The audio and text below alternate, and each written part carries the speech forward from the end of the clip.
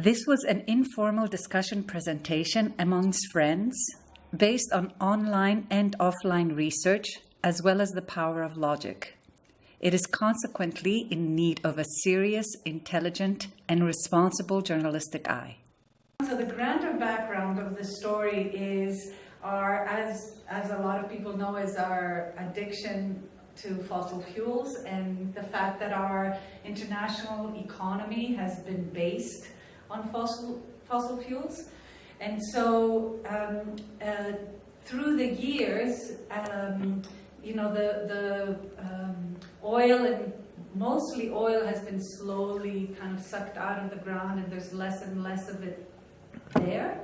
And as time is going by, oil companies are trying to find oil in the hardest and most dangerous places because there's not much of it left. So they're looking in deep sea areas or on land where there's like oil shale with rock, which they try to kind of heat up and melt the oil out of that.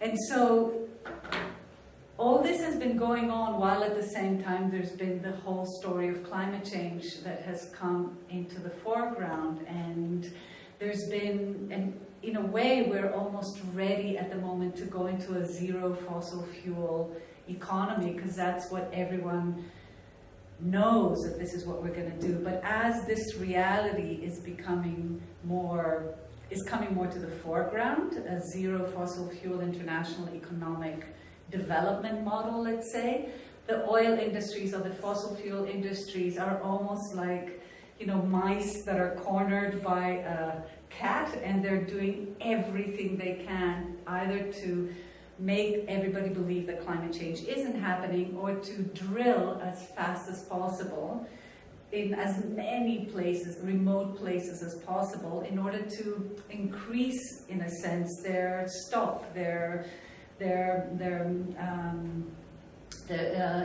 stock in international markets. The reason why that happens this way is because a company increases its stock if it shows that it has activity. So if you show that you have activity, like you're exploring for oil in places, then that means that everyone thinks that you're kind of an alive company. So in a way, as a consequence of that, now the oil industry the last years has also come into Greece. And the first time that this story happened here in Greece was in 2014. And in 2014, the Greek government ratified another round of contracts for hydrocarbon exploration and drilling in onshore blocks of Ioannina and the offshore blocks of Katakolo and the Patraiko area. And so when the Environment Ministry of Greece this current Environment Ministry of Greece was started by the Papandreou government and Tina Virbili, and it was called the Ministry of Environment, Climate Change and Energy. It was a kind of revolutionary that they used the word climate. First of all, that we had an environment ministry, but secondly, that they used climate change in the title of it. And then kind of the vice minister of environment, his name was Maniatis, and he had the energy portfolio, and he became kind of passionate about the possibility of drilling for oil in Greece, oil and gas. And so he became a passionate advocate. He stayed and became the environment minister for various parties after the Tina Virbili left and the Papandreou government came down. And he was a very big architect of all these contracts and the whole idea of oil exploration in Greece. So he was part of the 2014 kind of movement to sign all these leases. And now in 2017, there was this new group of leases for other areas in Greece, the Ionian and a big part of Western Greece, pretty much. All of that happened kind of under the radar of Greek people. Even though part of any contract involves Greek people being consulted and asked, Greek people were not really consulted and asked. You know, it was one of these things where they do the real typical stuff. They make an open call for consultation from the public, but it's in the website somewhere. Who goes to their website? And then when they don't hear something, they say, well, it was okay for Greek people, so they've gotten the okay.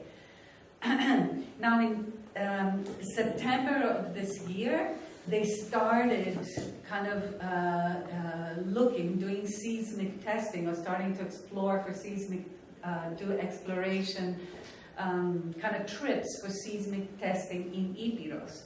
And that's when the local people of Epirus realized that there was going to start being drilling in their area. And it was the first time. They had known about it, but they didn't really believe it was going to happen. And it was the first time that it kind of became known to them.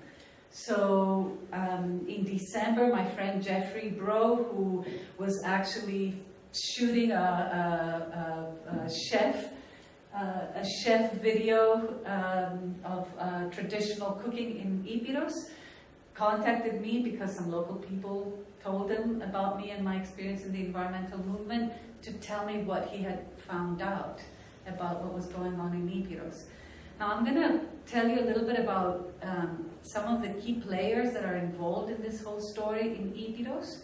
And then, because I think it's very important, because it makes this an incredibly big international story, in my opinion. And then we should probably just go to my friends and they can tell you their experience. So there's like generally three big key players in the story of Epirus. One is the Minister of Environment of Greece. Through the years, the word climate change was taken off the title of the ministry, so now it's called the Ministry of Environment and Energy. So the Ministry of Environment, and through them also the local municipalities that they go and they talk to, and the various mayors, and the whole story that happens, I guess internationally, but also in Greece, where consultation basically happens with some mayors that they go and convince about the pros or cons of something, and then they get the okay, but local people are never really asked. So that's the ministry and local kind of municipalities. Then there's a company called Energean Oil and Gas. Energean Oil and Gas is actually, they say that they're a Greek company. They're a Greek Cypriot-based company. But if you look at their board, it's actually an international board as well, as usually is in these kind of big, in these kind of oil companies. What is very interesting is that when you look deeper, you find out that in Maniatis, Grigori Maniatis, who was the environment minister of Greece, who started this whole story, actually has stock in Energean. So even though he's not officially part of the deal now, he's actually kind of invested in the company. Energean Oil, which is Cypriot-based, also has connections with Israel. So there's Energean Israel as well. And the reason why that is incredibly important is because we believe that one of the technologies that are going to be tested in Epirus to remove oil out of shale, which is what Epirus, shale rock, which is what Epirus has a lot, is actually linked to companies that are operated in Israel and has been tested onshore in Israel at the moment. So there's an incredible kind of web of different companies that are being, so there's Energean is one of them. There's Energean Israel as well. Part of Energean and Energean Israel is a company in Israel which is linked to a company in the US called Genie Gas and Oil. Genie Gas and Oil, in their board has Dick Cheney and also Rupert Murdoch. So supposedly this kind of local Greek company, actually you dig a little bit under the surface and it's connected to some pretty big players. So that's one group, Energean Oil and Gas. Then there's Repsol. Repsol is a Spanish, on paper it's a Spanish company. As part of their board, they have a person called J. Robin West, who is American, who was part of the Reagan administration, who's a huge, big oil man. So there's no kind of innocent little Spanish indigenous EU company. Energean kind of sold or passed over 60% of their drilling rights, exploration and drilling rights in Greece to Repsol. So now Repsol is the main operator in Epirus. Repsol is a huge Spanish company. They're one of the biggest oil companies internationally. They are part of, or they have interests in 40 countries around the world. In 2009, they received the Climate Greenwash Awards for the work that they've been doing in South America, because they've been doing some huge violations of indigenous people's rights and environmental rights.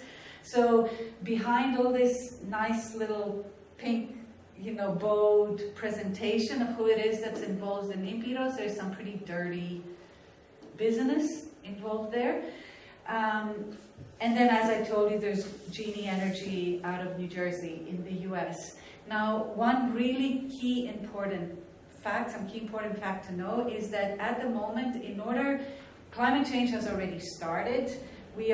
It looks like, unfortunately, not going to be able to stop the world for the planet from heating to 3 degrees Celsius, which is going to be pretty intense already, as far as the kind of reality that our and future generations will live through. But in order to stop climate change from going out of control, we cannot even burn internationally what the oil and the gas and the coal that has already been extracted. So looking for extra oil is completely insane. If you take climate change as real, and if you want to stop climate change from destroying this planet, then we can't even, looking for new oil is just out of the question, really.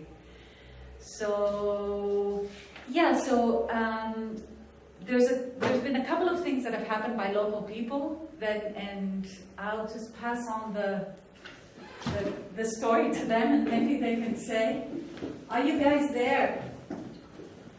Είσαστε εκεί? Έλα! Λέγαμε να πείτε γεια σου. Hello.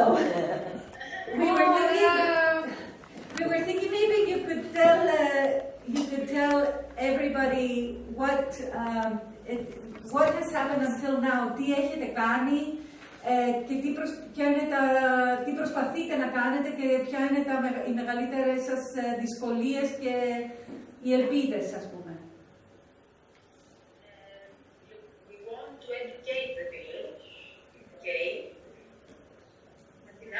Ναι, σ' ακούω.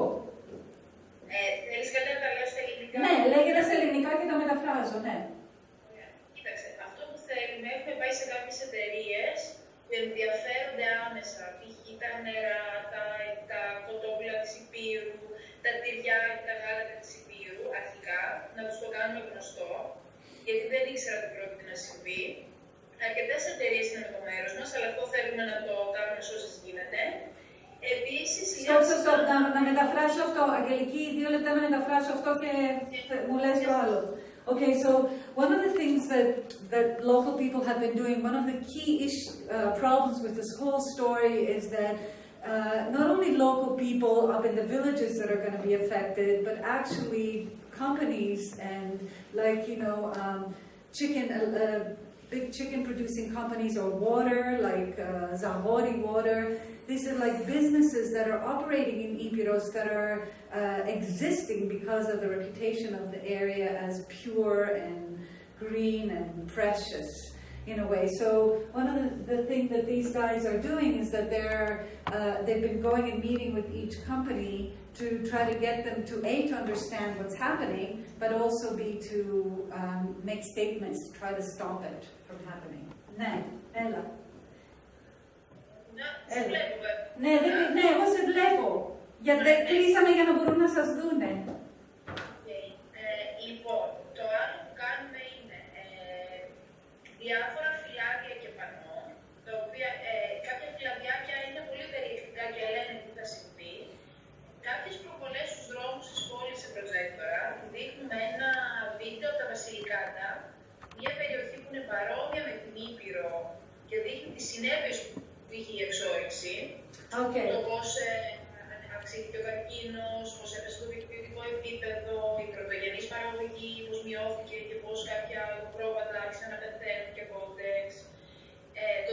δρόμους και προσπαθούμε σιγά σιγά να μορφώνουμε τους περαστικούς. Μετά θα σας το πω. Ναι, μπράβο, γεια σου, Αγγελική. Ωραία. So another thing that this group has been doing, which is, these are all, obviously they have their jobs, they're doing 100 other things, but as a sort of like a volunteer community of activists. So they've been going out on the streets in Ioannina and around the area and passing out leaflets. They've also been showing this video, which is called Vasilikata, which is, it's in Italy. Στην Italia δεν είναι τα Βασιλικάτα. It's in South Italy, and it's a documentary about an exactly similar story that happened there. And so they're trying to show to local people that actually, you know, oil exploration is not the kind of Saudi Arabia future that everyone is selling is going to, that will come to Greece in a way. So they've been showing that. Ναι. Ωραία αυτό. Μετά, έχουμε σκοπό τέλη του Μάη να κάνουμε ένα συλλαλητήριο, πανηπηρωτικό συλλαλητήριο. Θα έρθουν και από Πρέβεζα και από Άρτα. Και εκεί θέλουμε πολύ κόσμο. Για ποιο λόγο? Τοπικοί άρχοντες, δηλαδή ο Δήμαρχος και η Περιφερειάρχης, είναι αντιταλαντευόμενοι. Δηλαδή περιμένουν να δουν πού θα πάει η κοινή γνώμη για να πούν ναι ή όχι στις εξορίξεις. Οπότε, αν κάνουμε ένα συλλαλητήριο που πάρα πολλοί άνθρωποι θα συμμετέχουν, φαντάζομαι ότι θα τους πάρουν το τομέα μας. Και θα πούν και αυτοί όχι. Αυτό θα γίνει νομίζω γύρω στις 23, δεν το έχουμε ακόμη κλείσει σίγουρα. Περιμένουμε Πρέβεζα και Άρτα στο τελευταίο δεκαήμερο του Μάη. So in the last 10 days of May, they're going to be inviting people to kind of go out on the streets and do like a demonstration or a walk around the Ioannina city. They need a lot of people to go to that because the mayor of Ioannina, as well as the kind of the Periφερειάρχη, which is, I don't know how to translate it in English, but I guess he's kind of like in the new prefect. The prefect of the Epirus area are, in a way, they're not taking very publicly a stand against these explorations because they're waiting. These guys believe that they're waiting to see also how people are going to respond. So the bigger the voice that says no, they believe that then the local political leaders are going to make a stand about it. And these guys are going to be joined by other parts. You know, as the story is kind of hitting reality for people, local people in the whole area, not just Epirus, but in the whole area of various areas of Greece, there's various local initiatives that are kind of reacting. So everyone is slowly getting together. So they want to make this a big deal at the end of May. Ναι. Ωραία. Επίσης, το καλοκαίρι θέλουμε μέσα στον Ιούνιο να κάνουμε μια συναυλία στην Πρέβεζα, το οποίο θα είναι κατά της εξόρυξης, για να το μάθει και ο νέος ο κόσμος, και ένα τριήμερο τον Αύγουστο, 9, 10 και 11 Αυγούστου, σε μια περιοχή κοντά στο Μπουτζαρά που έχουμε πάει η Αθήνα, στο Μνημείο της Αγρότισσας, να κάνουμε σαν ένα φεστιβάλ με αντίσκηνα, σαν να κάνουμε πώς είναι το River Party στην Καστοριά. Ναι. Που θα είναι κάθε μέρα και ένας άλλος τραγουδιστής και θα έχουμε δραστηριότητες, όπου το θέμα θα είναι όμως τα πετρέλαια. Δηλαδή το κάνουμε για να το μάθουν οι νέοι άνθρωποι. Τέλεια. Εδώ θέλουμε, συγγνώμη, τη βοήθεια σας. Αν υπάρχει κάποιος γνωστός τραγουδιστής που να έχει τέτοιες ανησυχίες, αν μπορούμε να το κάνουμε ένα contact, μια επαφή, γιατί όσο πιο πολλοί τραγουδιστές θα έχουμε, τόσο και πιο πολύ κόσμο, οπότε κατά συνέπεια πιο πολύ θα το μάθουν. Ωραία. Και αυτό θα είναι κοντά στο Μπουτσαρά και αρχές Αυγούστου. Ναι, είναι σε ένα κάτω από πλατάνια, είναι πολύ ωραίο μέρος. Ναι, so and also in the beginning of August, they're going to be holding a kind of a concert. They're putting together a concert where they're going to have people staying with tents in the area where some of the drilling is going to be happening. And in order to get young people involved, because also in August on Epirus, quite a few people from around Greece or Epirotes people go back there. So they're hoping to inform a lot of people that way. one of the challenges of the local movement is that legally the company has every right to do what they're doing at the moment because they got the legal okay in 2014 from the government and from the Greek parliament. So in a way, they need to inform people enough to be able to create a movement that is going to demand for the revocation of these licenses that have been given already, which is a hard ask.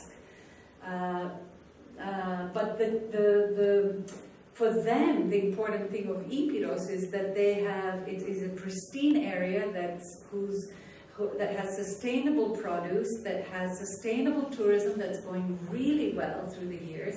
And so anything like that is going to destroy what they already have. Αγγελική, ήθελα να σας ρωτήσω, επειδή από ό,τι ξέρουμε, από ό,τι έχω καταλάβει και εγώ,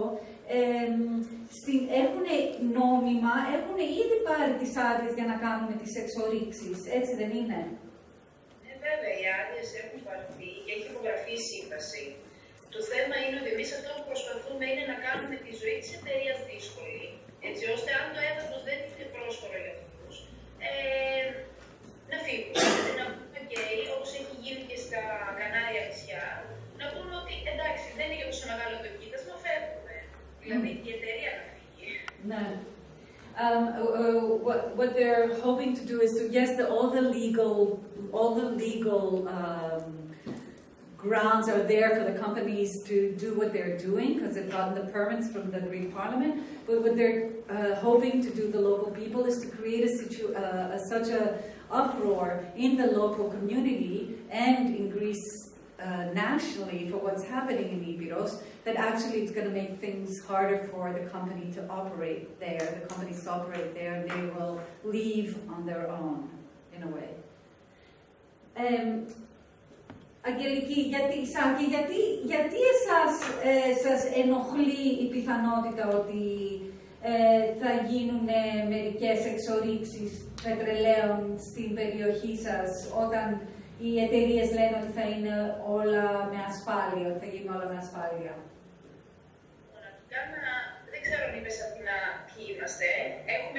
Είμαστε δύο πυροσβέστες.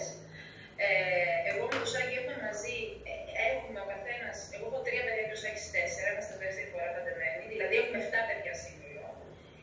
Είμαστε φυσιολάτροι, σορυβάτες και όλα τα συναφή. Εγώ είμαι πρωταθλήτρια στην Ποπλιασία, έχω πάει σε 2 Ολυμπιάδες. Και όταν το μάθαμε αυτό, το πρώτο που σκέφτηκα, εκεί που κάνουμε πικνίκ με τα παιδιά, πηγαίνουν με τρελά.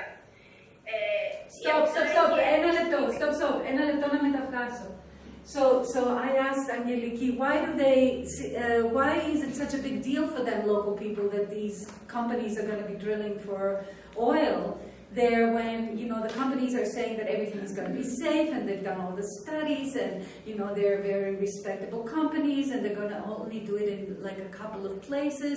And she said that it is important, that she asked me if I had told you who they are, and I hadn't. So Sakis and Angeliki both of them are firefighters. They are, Sakis runs a big firefighting department in Ioannina, and Angeliki also is part of the group.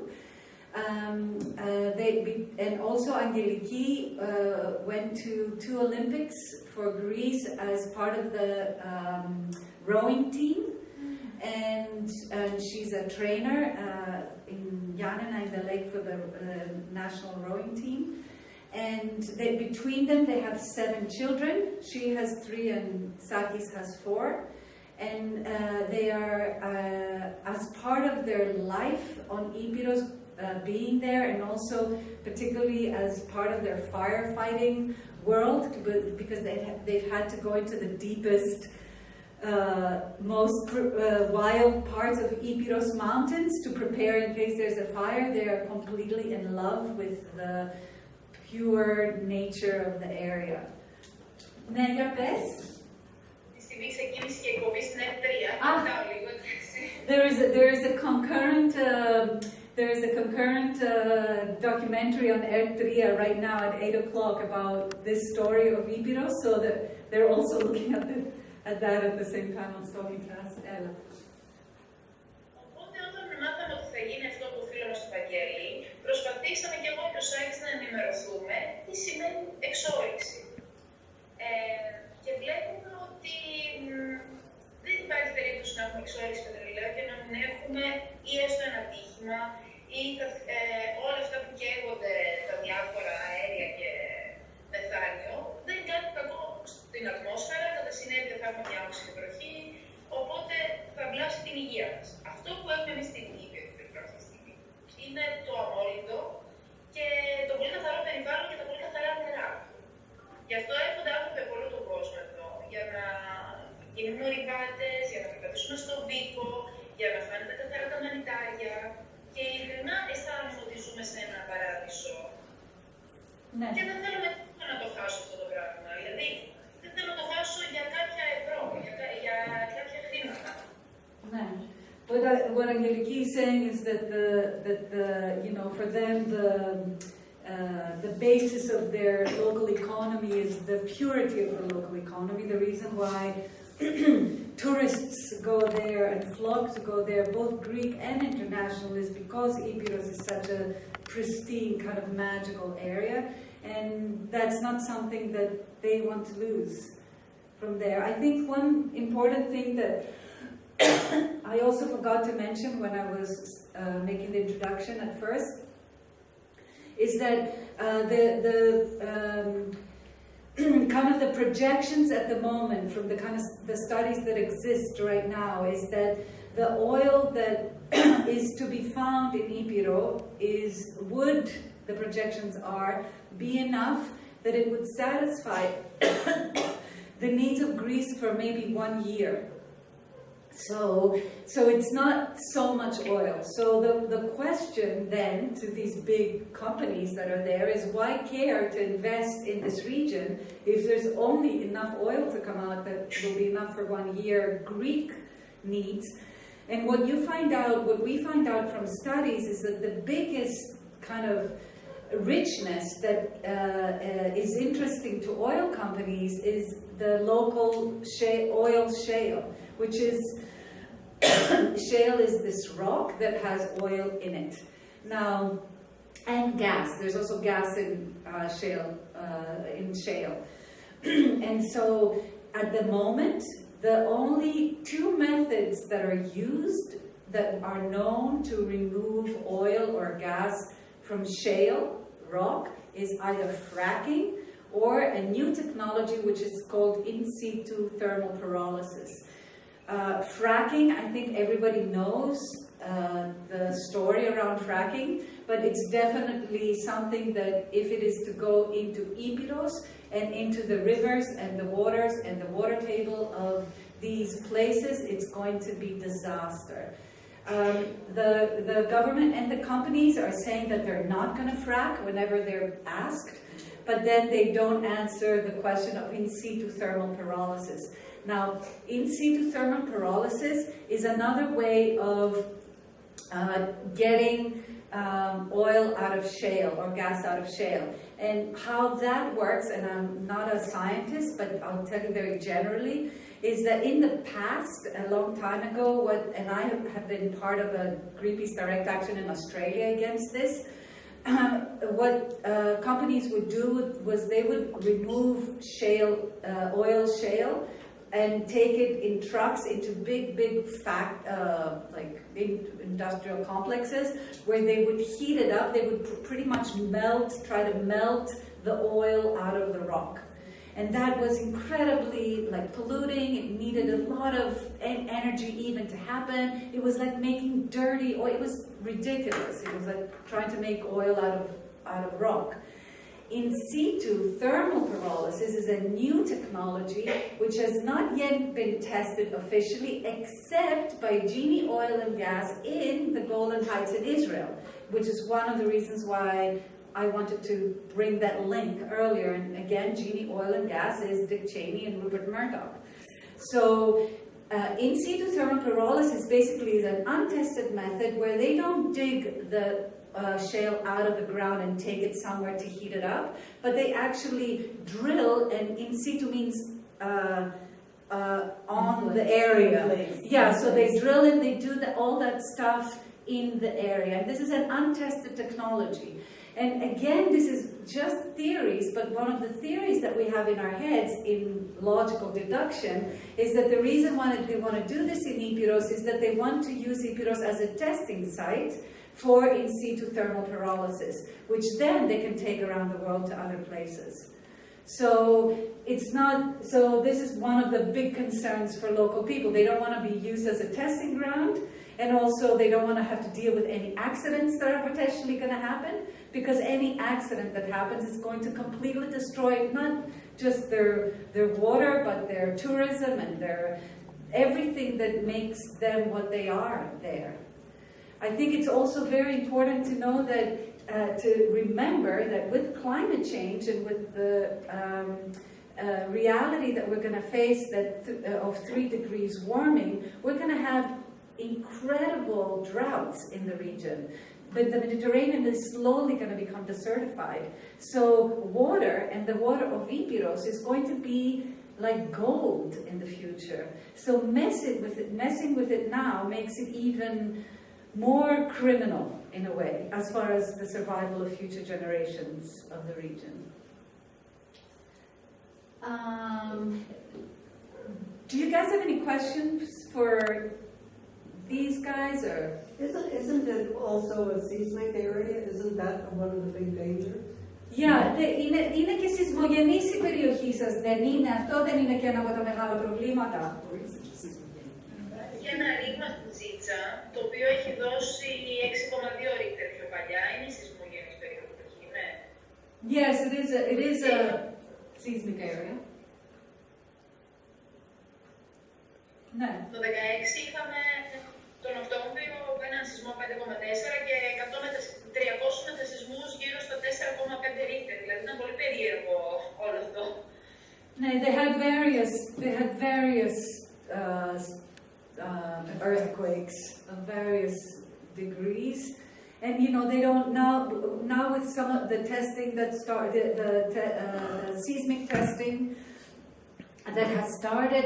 There was also one of the oldest bridges in the area, this kind of magical place, fell down, and you know you can't necessarily link scientifically one thing to the next, but you don't mess in a way with an alive planet in a seismic area. You know, like sometimes you can have 100 scientists that you hire to test things, and sometimes you can just have pure human logic, you know, that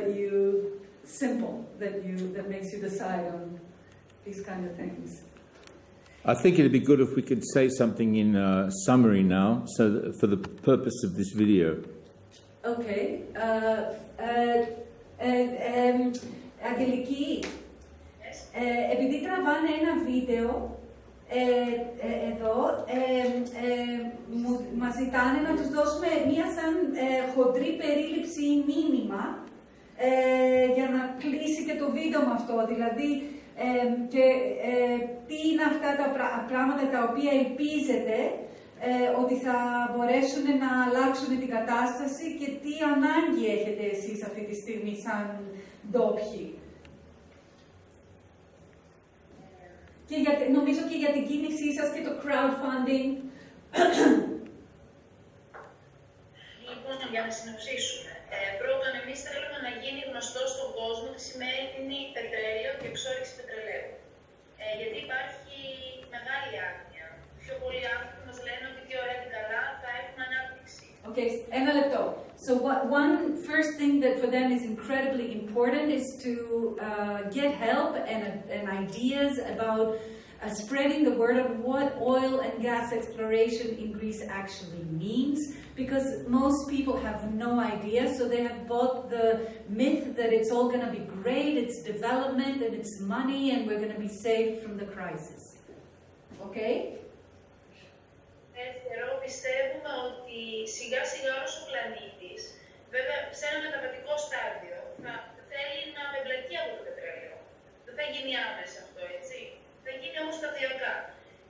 Οπότε για μας δεν υπάρχει λόγος, ενώ πάει όλος ο κόσμος σιγά σιγά να βγει από το πετρέλαιο, δηλαδή σε 30-40 χρόνια, εμείς να καταστρέψουμε την περιοχή μας, για να έχει μια εταιρεία κέρδος για 30 ή 40 χρόνια. Δεν είναι σωστό.